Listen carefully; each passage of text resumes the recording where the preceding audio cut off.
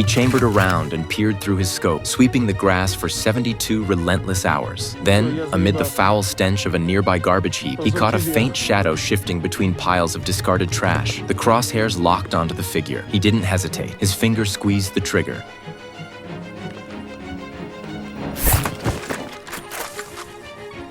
But the shot also gave away his position. The enemy's return fire came almost instantly.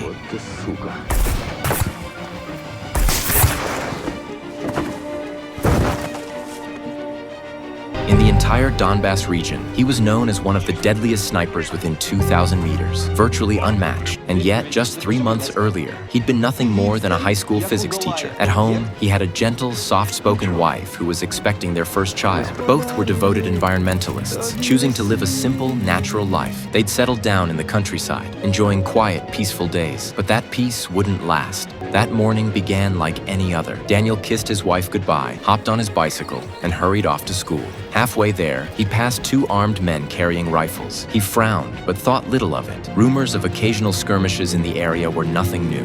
When he arrived at school, he found it completely deserted. The only sign of life was a flickering television in the teacher's office, broadcasting urgent news. War had erupted in the Donbass. His heart clenched. He immediately turned back toward home. His pregnant wife was alone, and she must have been terrified.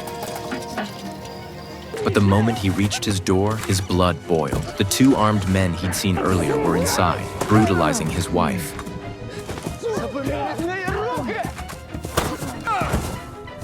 Unarmed, Daniel was no match for trained soldiers. All he could do was choke out desperate, broken pleas from his throat.